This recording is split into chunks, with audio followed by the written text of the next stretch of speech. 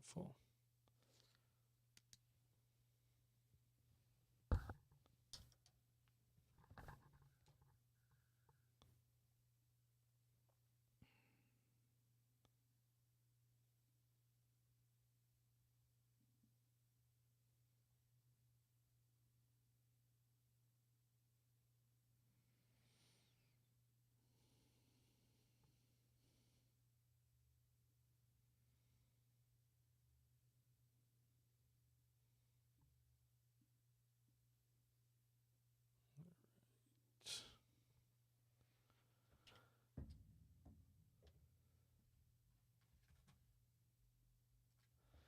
Watch it, wise guys.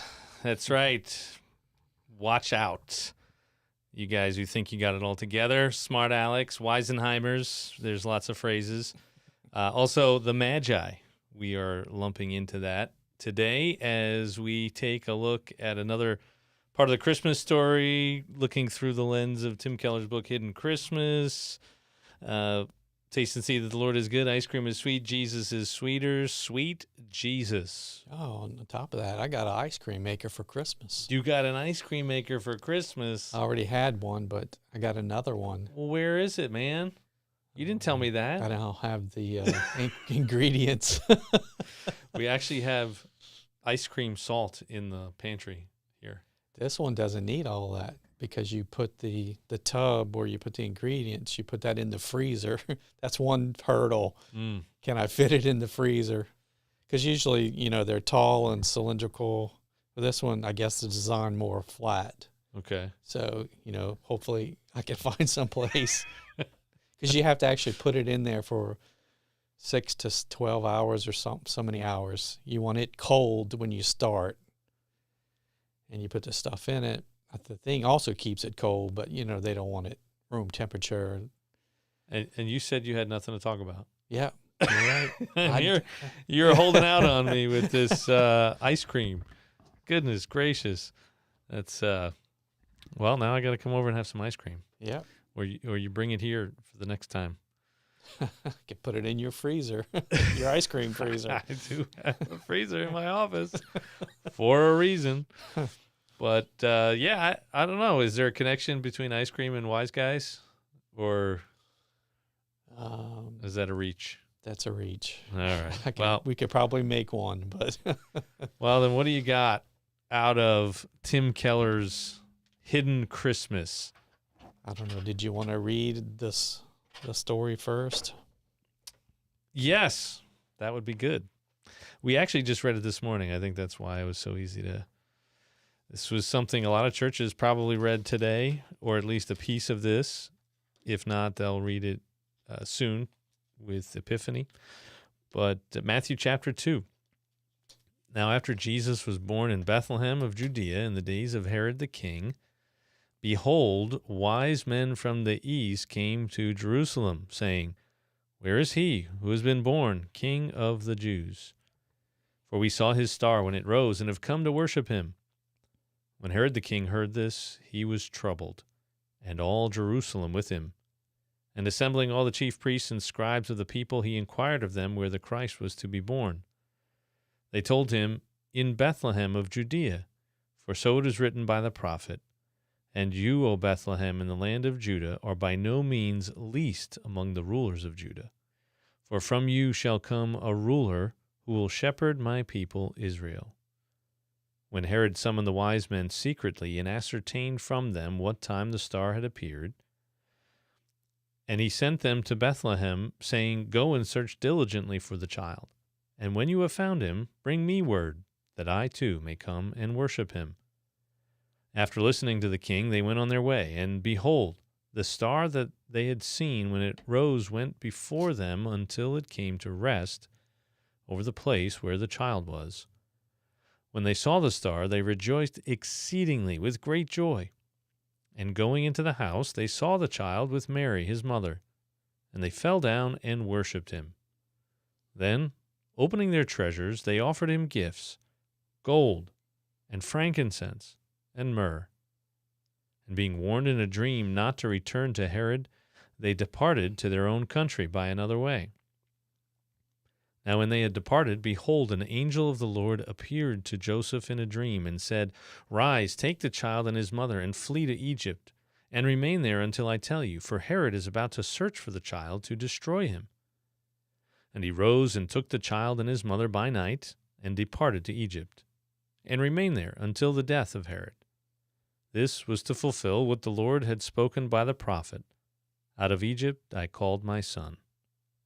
Then Herod, when he saw that he had been tricked by these wise men, became furious, and he sent and killed all the male children in Bethlehem and in all that region who were 2 years old or under, according to the time he had ascertained from the wise men.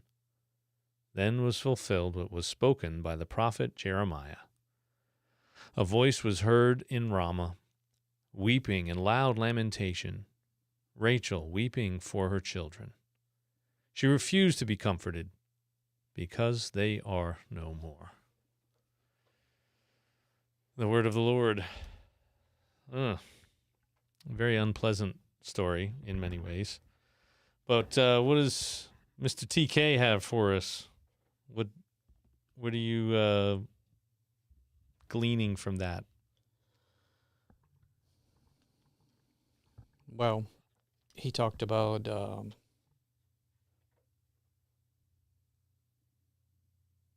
the brutality of the king, which I guess is mentioned, discussed here. So he also talked about the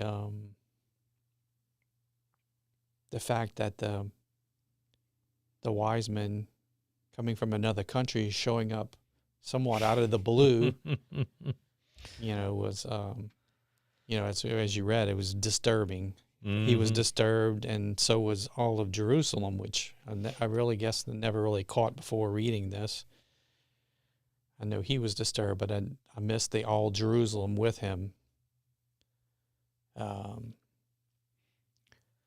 It was those kind of things. Yeah, it's very obvious throughout the story that these guys are not really all that wise. And that's the wise guy comment at the beginning. I mean, it's just, it defies the most obvious sort of political understanding of the way kings and kingdoms and all these things work. Like, why would you go to the current king and ask about the king that's supposed to succeed them? Especially if you're coming from another country that is not under the domain of that king, right? Yeah, depending on where exactly these guys came from, they probably did not come from a Roman territory. And they are causing sort of a political incident, like it's very different today with the, sort of democratic republic type process where we elect leaders, and, much of the world operates this way, not all of it, but it doesn't hit the same. But when your king, as long as no one else steals it from you, that makes the world a very different place. It'd be like, I guess, us U.S. showing up in North Korea to Kim Jong-un and said, "Oh, where's your new? Where's the guy who's going to follow you next month? Or next decade or whatever." Yeah, I'm pretty sure that would upset him. Yeah, he probably pretty much have. If he wasn't in agreement to that, he'd probably have him killed. And that's actually, especially if it wasn't a child of his, or some family member. Well, even if it was, Herod killed his own sons, his own wife at one point, and so he is dead set on staying in power. And then these knuckleheads show up and are like, "Hey, can you tell me where the next guy is?" Idiots. But they So were wise in the astronomical events. yeah, well, They were learned people. maybe. There's some interesting stuff. Well, first of all, it's like, behold, wise men from the east come to Jerusalem. Whoa. Like, that's behold. Like, holy cow. Could you believe it that these guys from the east? And all right, let's get at the word wise men here. What is that word actually? It's not wise. That's not what it necessarily means, like you're just wise. It's more like magi. Just think it's the word origin, maybe similar to like magic, somebody who is into not the kinds of spiritual activity that a Jew in the first century should be. Right. I mean, they're offensive in that sense too. These are also the kinds of people that, probably, like, if you look back in the Old Testament, Daniel is in Babylon and he's in exile with the rest of Israel, or maybe not all of it, but he gets roped into this whole discerning of a dream thing because the king is asking his wise men, his magi, his magistrates, his whatever, which maybe there's a connection there. I don't know, that word, those two words are similar. And they can't figure it out. They don't have an answer. They don't have an interpretation of the dream. And so Daniel, I think he kind of like raises his hands and is like, oh, we're all going to be killed? Why? Oh, well, let me talk to God. And he's the one who can give interpretations to dreams, and we'll see what he says. And then all of a sudden, Daniel becomes, sort of moves up the ranks and becomes an influential person in a foreign empire, a foreign territory. So it's not that they're stupid. They are sort of learned in a sense, but not necessarily, like, they don't have 6 doctorates, and 10 master's degrees, or like, hey, look at all the stuff we know. It does seem to be sort of like reading the tea leaves. Like, how do you help your ruler to stay on the good side of the gods, kind of. And they show up. Like, behold, like, holy cow, would you look at that? Wise men from the east, magi from the east come to Jerusalem. Who let these people know? And actually, there's a theory. We don't know how true it is or isn't, but that whole story of the exile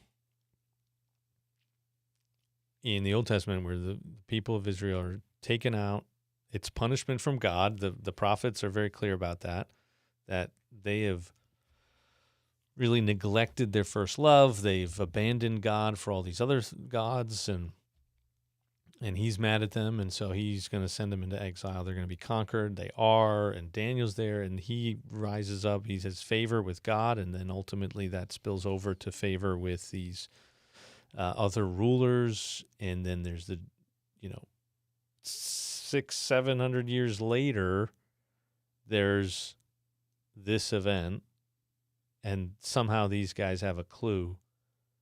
Maybe there's a connection. Like, maybe God orchestrated all of this, and Daniel's insights into the scriptures and the prophecies of old sort of are brought to bear in this one moment. If that is true, and even if it's not, it actually says something about these guys, that they aren't so wise that they figured it out on their own. God had to tell them. Right? Mm-hmm. God had to tell them somehow, and then give them the sign, the star, and intrigue them and get their attention, and then help somehow to convey that this was a king, a new king. So, sounded like you were going to jump in with something. It was like, when you were saying that, it was like, so if they didn't have the connection to Israel, how would they have known an astrological sign, astronomical sign, had anything to do with a country so so far away. So it was either, I guess it's either like you just said, was that God, there's a lot of dreams going on in these first few verses of Matthew. So maybe he spoke to him in a dream, or maybe it was the work from Daniel when he was there. Yeah, it's interesting. Because why would they? And then why, if they lived in a kingdom, did their own king send them? But then some terms they call them kings, 3 kings or something too. So I don't. They're right. They're. Yeah, well, they're not kings. I mean, I think that's pretty well established. Wise men is suspect. The unwise. Magi, yeah. Well, the unwise men. Again, they know all this stuff, and yet they go to the king and they ask, like, what dummies? Unless they were just so desperate to find this king, and they assumed that this was the only place that would know. Which, irony of ironies, I think you mentioned this before we got started. There were people that knew, right? So they're asking, and then Herod was like, okay, what are we talking about? He gets his wise men, his priests and scribes and whatever, and they say, oh, Bethlehem. That's Here's this prophecy. Wait a sec. So how come you weren't saying anything about this? How come you weren't looking for it? How come you weren't paying attention? Because we didn't want you to be here. Right? I mean, they were probably smart in that sense, wise, so to speak. But the wisest thing they do is to go back a different way. And then that's not even wise because, like you said, all the dreams, right? Mm-hmm. Where's that verse? There were 2 dreams. They had it. And being warned in a dream, in verse 12, not to return to Herod, they departed to their own country by another way. So even that they couldn't figure out.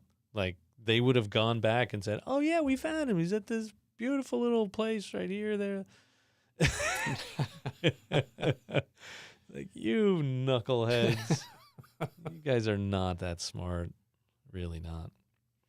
But really, that's kind of the point. Just like the point, similar, I guess, maybe to the point with the shepherds, that God chose these weak, smelly, foolish things to shame the wise and the strong. 1 Corinthians 1. And here he is again, using foreign, like offensively, probably opposed in some way politically to Israel and the Romans and all that kind of stuff, using this foreign influence, having them show up, them getting it, and them bowing down and worshiping, right? I mean, that's what they say.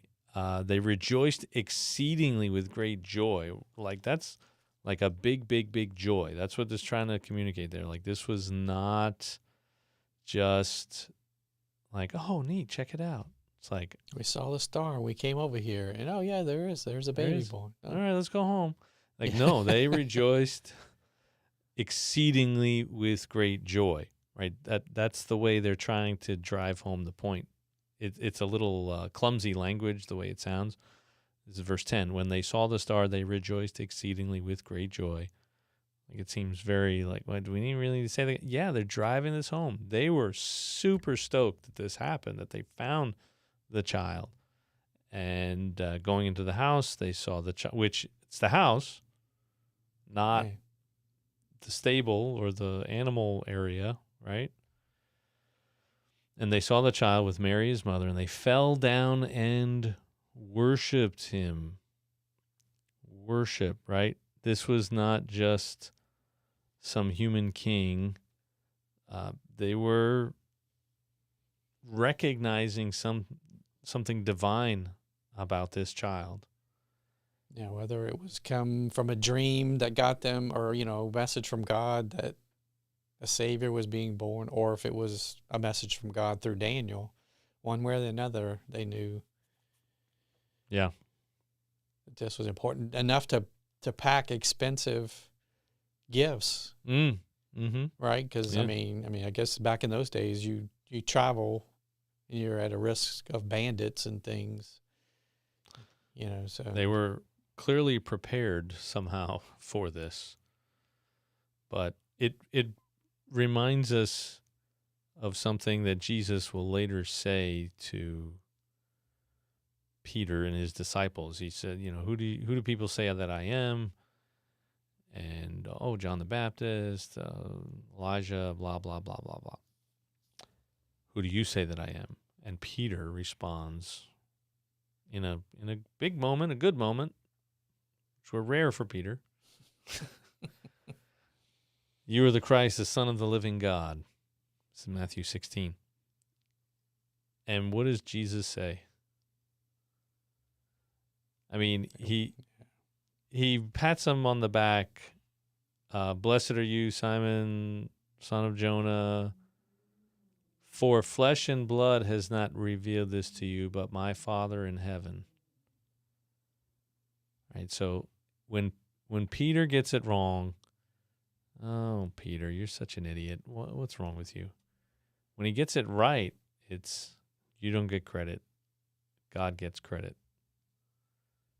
And that's ultimately what we got to do here, is that we don't hold up the wise men and, wise men still seek him, right? Like that sentiment. It's not wrong. It's, I would say, true. But what is also true is that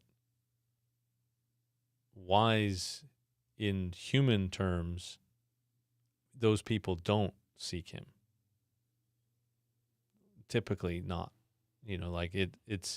It's God who ultimately reveals. It's God who ultimately provides the path for us. He provides the star. He provides the information from Daniel. He provides all of these things that lead up to this moment. And he gets the glory because he's the one orchestrating the events of history to bring about whatever it is that he ultimately has in mind. And obviously we know that that's good. We know that it has to do with this child growing and going to a cross and rising again from the dead, ascending to heaven to sit at his right hand, and then to come again to redeem and restore all of creation. We know that's part of the plan, but we don't know the minute details of each and every step along the way. And so he's the one who gets the glory. He's the one who gets the credit. He's the one who is ultimately bringing things together in some way that is beyond our understanding. So let's not give him too much credit. Don't give me too much credit either, or you, or TK. So is that it? That's all you got out of there, or? Well, I thought it was interesting also, when of course, then Herod, when the wise men sneak out and he's upset about that, he said, okay, well, then I'm going to kill all these children 2 years and younger, which kind of gives you a time frame, right?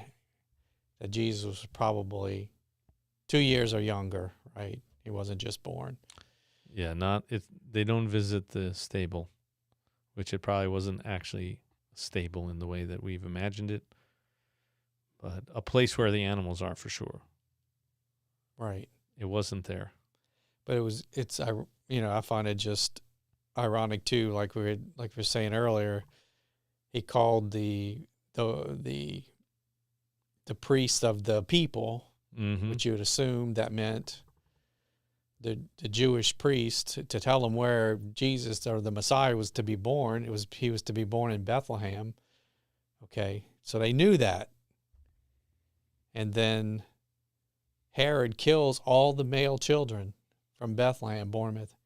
Jesus would have been the only man his age from Bethlehem.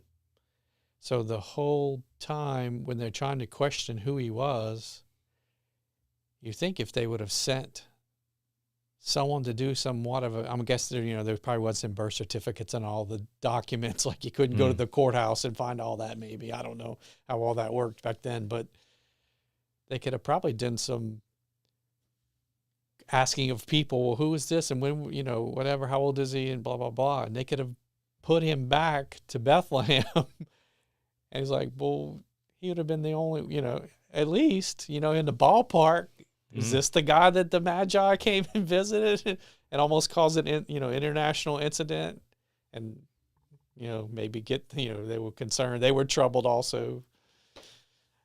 Yeah. I don't know. It's just, it all fits together, and it makes me wonder things. A lot of things. Well, how willfully ignorant people are. Yeah, how willfully ignorant they were, about him and the whole situation, when it's obvious that they know where he's to be born. There were events. I mean, something like these things, of course, it had been 30-ish years from when that happened to when, they did come back before that from Egypt, but I don't know. It's just a lot. Yeah, it's like you said, the way God weaves it. Well, there's sorry. Yeah, it's just, it can't be haphazard. It can't just be random. No. And it's just the willful ignorance of people, of us even. Here we are, we're Christians talking about the Bible and Jesus and all that kind of stuff. And even we have areas of sort of willful ignorance where we'd really rather not think about certain aspects of our flaws or whatever, right? I mean, there's just a lot of things that we don't spend a lot of time thinking about on purpose. The inconvenient truths. Inconvenient truths. Thank you, Al Gore. Yeah. Yeah. It becomes pretty obvious for Jesus as he begins his ministry. It becomes very obvious that the people that are opposed to him are opposed to him because of what he's saying and what he's doing and what he represents and the threat that is to their kingdom. Right? Herod is, and I think actually it comes out a little bit in the book that, Herod is really just a picture of us. Mm-hmm. We don't want another king. We are the kings. We're the king of our own castle. We're the king of our own lives, our own universe. We're the captain of our souls. We're, all these things. To quote Seinfeld, master of our domains. Master of our domains. Or Probably so shouldn't have went think. there. Probably shouldn't have went there, but or so we think, right? And then here comes this Jesus, and he says, "No, you're not." Yeah, you're pretty clueless. And just think about how people resist God, and then it ends up becoming part of the plan anyway. Like Jesus himself goes to the cross.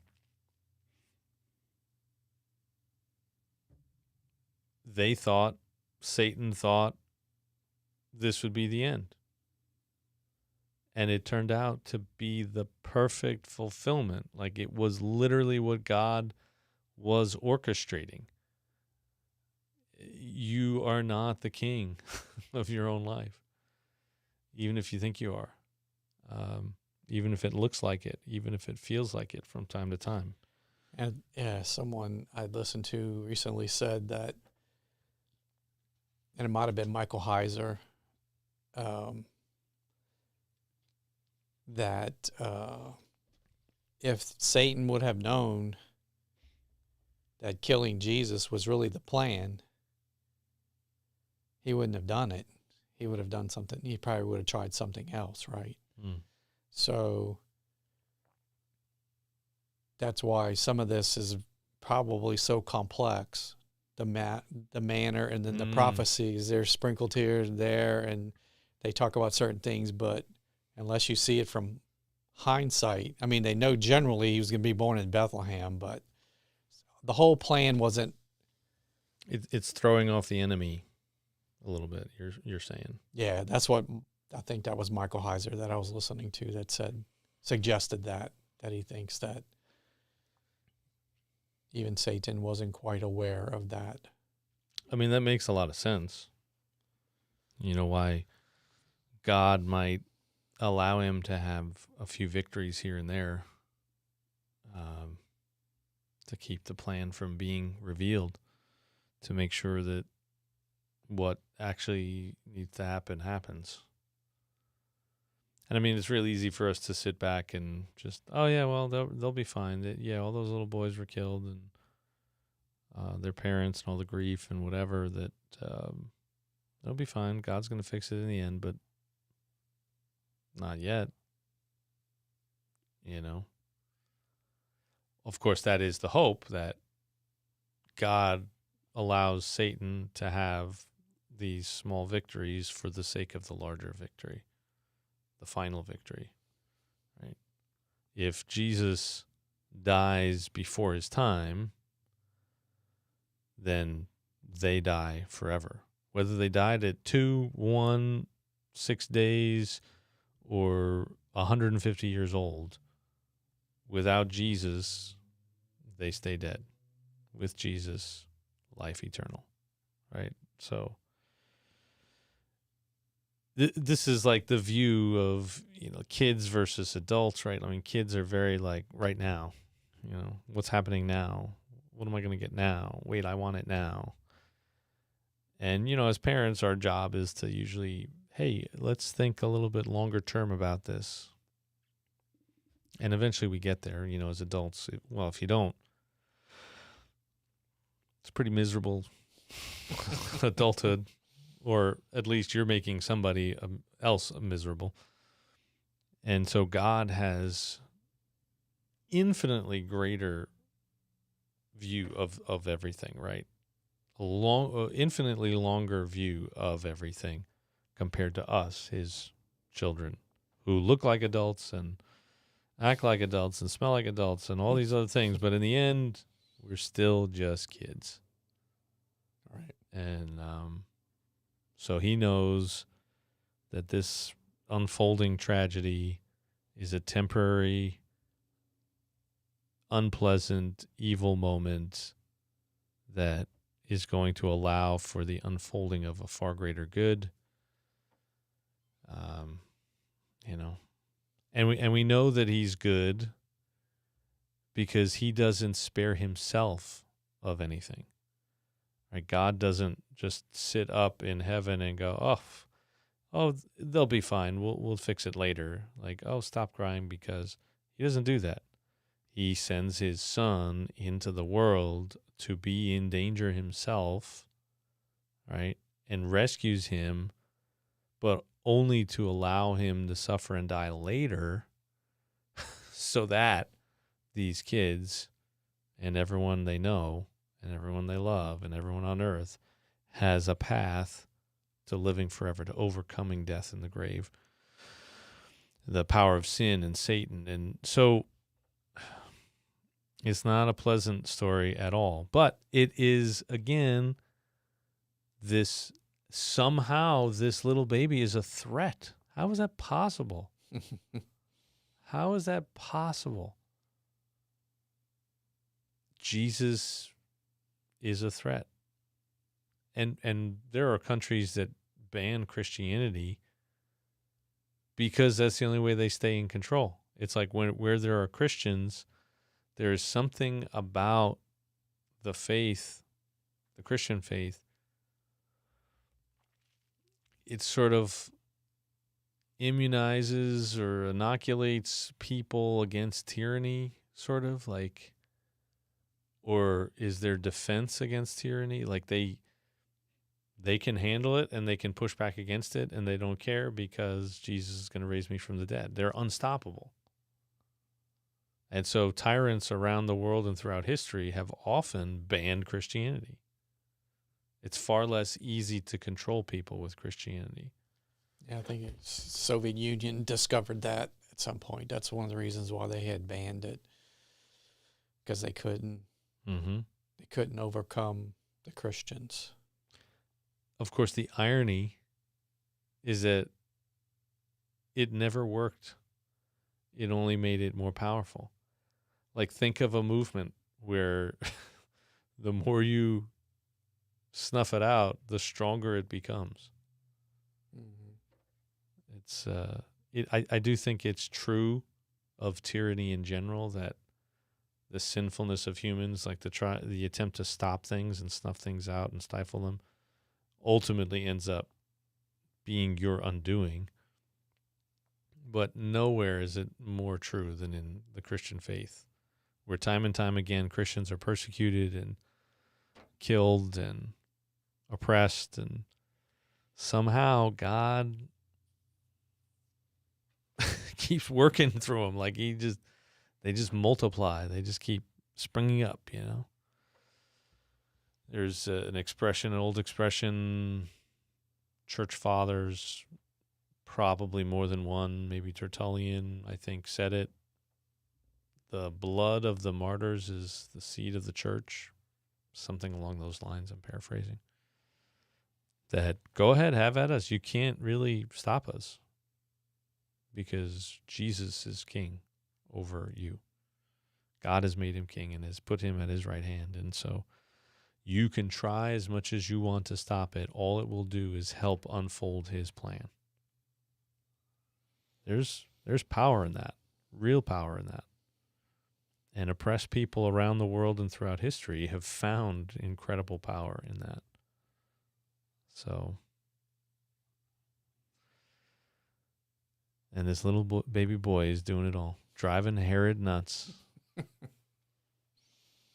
And I think we miss that, because we are in a world that emphasizes the great and the powerful and the mighty. And I think there's a section in there about, we expect somebody big to come from New York or LA or whatever. We expect all these great people to come from great things, and yet Jesus is born in Bethlehem. He's born in the stable, these humble beginnings and all that.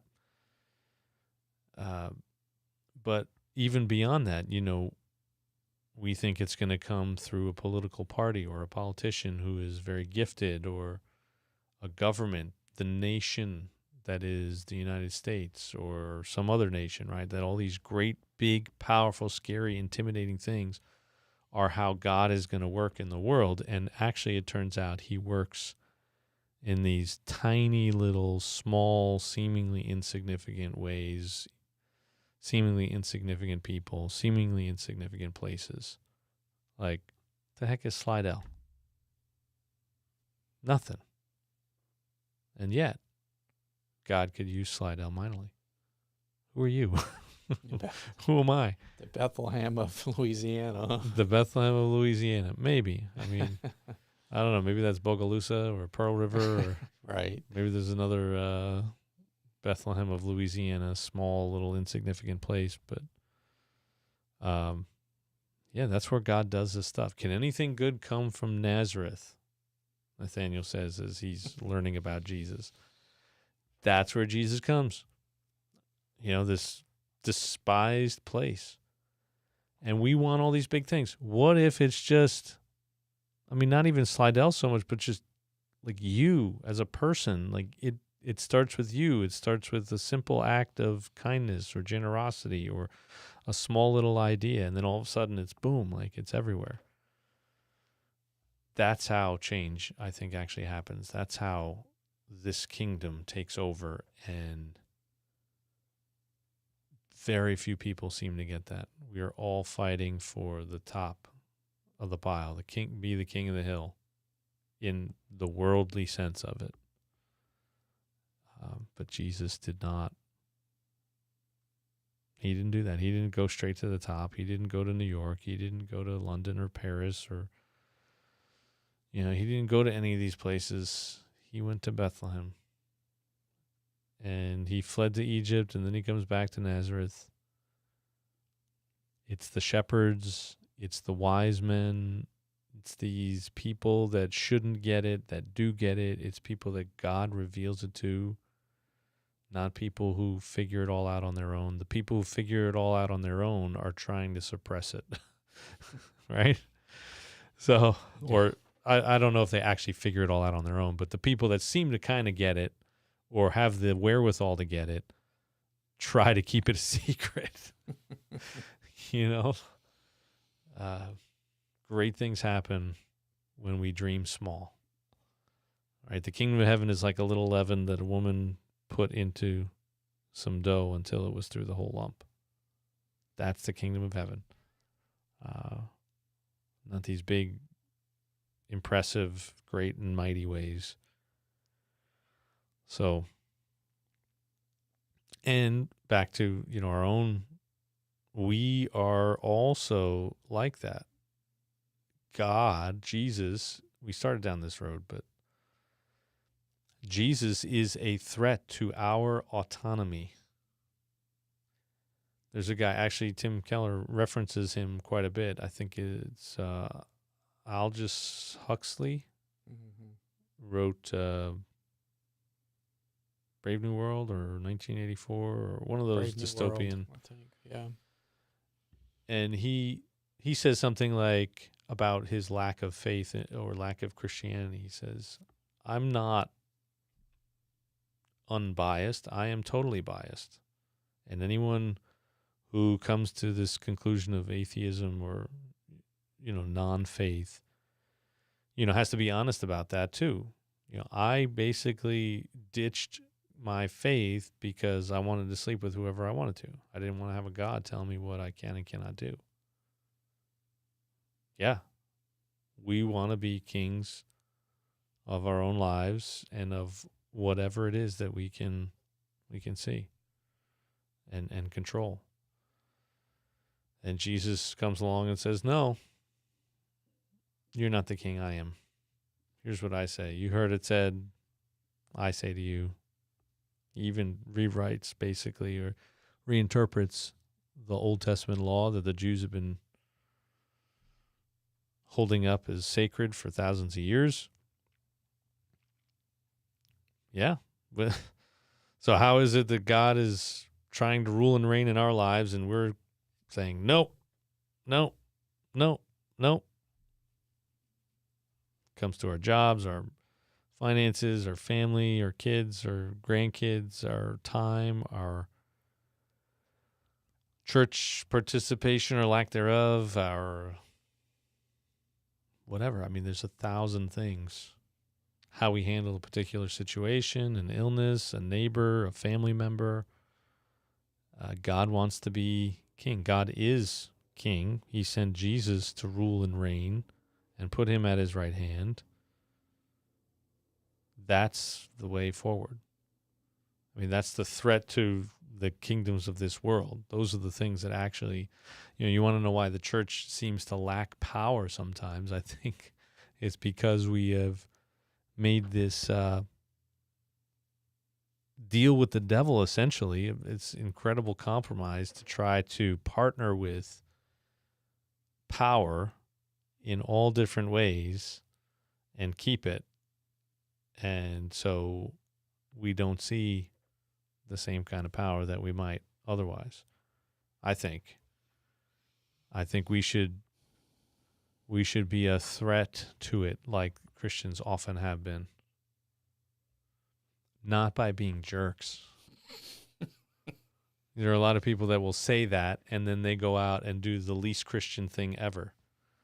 It's like, no political cause is your cause. Like, the cause of Christ is the cause of Christ. It's not the cause of a political party or a politician. And the fact that we constantly go back to that, that's our problem. It is literally irrelevant. Like, the people that get the most airtime and the most attention for good and bad reasons, whatever the reasons are, and they are the least important people on the planet. And we think, and we are led to think, that they are the most important person on the planet. Like just this is a small example. I mean, people look at, like, I am not a magi or a shepherd in a sense, right? I'm a pastor. I'm one of these guys that's supposed to know, that you ask and then they pull out the book and, oh yeah, it's right here. Here it is. Like, but that doesn't mean I'm the guy, right? And people will say, well, if I could just get you to meet so and so, you could really convince them. Maybe then they would actually come to church, or maybe then this, or maybe, and it's like, no, actually, they will never listen to me. Don't you get it? This is the upside down kingdom. It's you. It's your story. It's your relationship and the relational capital that you've built over months, years, decades. That's what does it. And so you see, like, it's not shooting for the top. It's right. And that's just a small thing because I'm just the church, right? But we look at, if we can just have a president, if we can just have Congress, the Senate, governorships, whatever. And certainly there are real practical things that happen as a result of those things. But keep in mind the bigger picture, that they may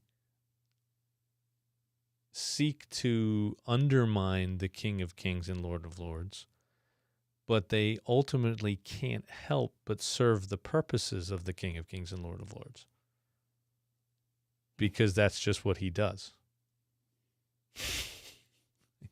Like he just does, whether they want to or not, whether they realize it or not, whether we realize it or not. He just does. And sometimes I think this is all really, it's just we want life to be a certain way, or we want to feel like we are in control. And so we get ourselves wrapped up in all this stuff. So, yeah. Nuts. It's a mess. It is. And that's us living in denial, basically. Living in denial that we aren't part of the problem, that we aren't trying to overthrow the king, right? And yet we are. We are. Every day. We want to be in charge. We want to have a say. We want to be in control. And we're not. And we never will be. And we weren't even smart enough to figure this whole thing out. God had to reveal it to us. I can't even get the people at my house to load the dishwasher the way I wanted to. That's when I realized I have no control or no power, absolutely. So there. How about that as being an insignificant thing? Well, there is a way to exercise power and control, but, you probably don't really want the results of that. I mean, like there are other effects that result from that. So, and I don't have the power over something so insignificant as that. Yeah. So how can I have control over anything really significant, right? Yeah, I mean, I do think that's the illusion of politics and like our ability to vote and be a part of the process. It is the least evil of all choices. It's the best option we've got. It disperses power. And yet there's also a subtle temptation of Satan for us to be, living with these delusions of grandeur about ourselves. That I can change everything, and that's Herod. And forget politics, right? What about this incredible evil that befalls this small village, this little little town of Bethlehem, and the wailing of mothers and fathers at the death of their 2-year-old and under children, You know, I shared this morning at church this, I forget exactly what it was, paraphrasing it, but a preacher was saying they knew a person that had heard that story for the first time, and their response was, "That's the kind of God you want? A God who saves his own kid but not yours?" And those are the unpleasant things that church people don't usually want to think about or talk about, but that are very much on the minds of people that aren't here. All right. We'd rather just do the, oh, Jesus, forgiveness, he loves you, yay, eternal life, heaven, whoa. We just want to stay there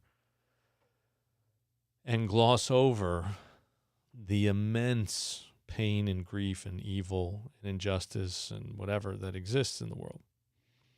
Trouble, of course, is that they all use, not all, but it's often used as an excuse, right? I'm not going to believe in a God like that. Up yours, God. I don't want anything to do with you. Like somehow they could come up with a better plan. Exactly, right? So they are just doing the Herod thing. I want to stay king. As if that will somehow make them immune. Right? Like, life is still going to suck. You're just robbing yourself of the actual peace and joy and comfort that you could have in it. And I mean, it's very obvious that is, in fact, the case. The less religious, in general, just the less religious culture becomes, but in particular, the less Christian it is, the more anxiety, the more depression, the more we aren't handling life well. We want it to be a certain way. It's not that way. But instead of the comfort and hope of the gospel, we look for comfort and hope in all kinds of other things. Like, I remember seeing, I probably mentioned this once a long time ago, but I saw this like Instagram reel, I think it was. This woman who was like trying to counsel people who were dealing with anxiety. And she's like, just spend a moment and think about this. In 5 billion years, the sun will explode. Your ashes and your bones and whatever, like, will just all turn to dust and be vaporized. Turn to stardust or whatever the heck, how she said it. And so consider this thing that you're all worried about. It literally doesn't matter, Meanwhile, what she just said is that nothing matters ever. That's nihilism. Yeah. That's so back to thinking, which we talked about, which was one of the shorts that actually did pretty well. Thinking about things as a Christian really helps, because you think about this and you say, if you're trying to do the right thing in a tough situation, you're worried about the consequences, you can say, no, this does matter. And one day, 5 billion years from now, I'll be in a place with God, living eternally forever in bliss, paradise, joy, peace, unending. And I'll have a reward for doing the right thing, no matter what happens to me right now. Or at the very least, I'm dealing with this painful, difficult situation, but I have the peace of knowing, I have the hope and joy of knowing that it's not the final thing. All right, so just carrying a burden. Or if you're the kind of person that's always worried about maybe you're going to get there, but all these other people that won't, you have that opportunity right now to try to help them. Talk to them and be a witness, do the right thing, show your faith. On the other hand, if you don't believe in Jesus and you do believe that everything is just going to explode into a ball of fire with nothing ever mattering ever, that's nihilism. That's depressing. And in fact, more and more atheists are actually being honest about that and saying, essentially, you really have to not think about this because it is kind of depressing and nihilistic. And you have to just do good because life is just better that way. And evolution has taught us that and blah, blah, blah. And they come up with all these things, but essentially they say, yeah, don't think so hard. Don't be one of these Scandinavian philosophers or whatever that dwell on all these depressing thoughts and ideas. So much for Christians being the ones who don't think. Yeah. Any other thoughts or questions on the wise guys? Yeah, there's always more questions, but I don't even thought of them yet. So there. So no more questions today. All right. Well, a good place to stop. We will not be meeting this Wednesday, or I don't know, maybe the next Wednesday we'll be back at it, but taking a break for the holidays, and we'll catch you when we get back. Maybe get back to our parables or something new, actually. I don't know. We'll see. We do have to finish the parables. But also want to take a look at this book right here, Open Arms, Connecting People to Jesus. And don't forget the Tales of Nola. Actually, Nobody's Nola made it into this reel at some shelter in Houston. I was like, oh, man. Did I send you that? No. Yeah, so I put it up as my story. There was some random shelter in Houston that there's a dog with a woman who I guess works at the shelter or volunteers at the shelter or something like that. And the dog is opening up this box and it's going nuts because it's got treats in there. But apparently this box from Amazon, they ordered a bunch of stuff. But there was also in the box a copy of Nobody's Nola. Wow. I think it was Friends for Life or something like that. Was the name of the place or the name of the account on Instagram. So check it out. Nola's getting famous. A little bit at a time. And support Open Arms, support us, support Sweet Jesus. Taste and see that the Lord is good. Ice cream is sweet. Jesus is sweeter. Merry Christmas. Happy New Year. And we'll see you after Epiphany, after the wise men actually show up. Okay. Fast forward 2 years.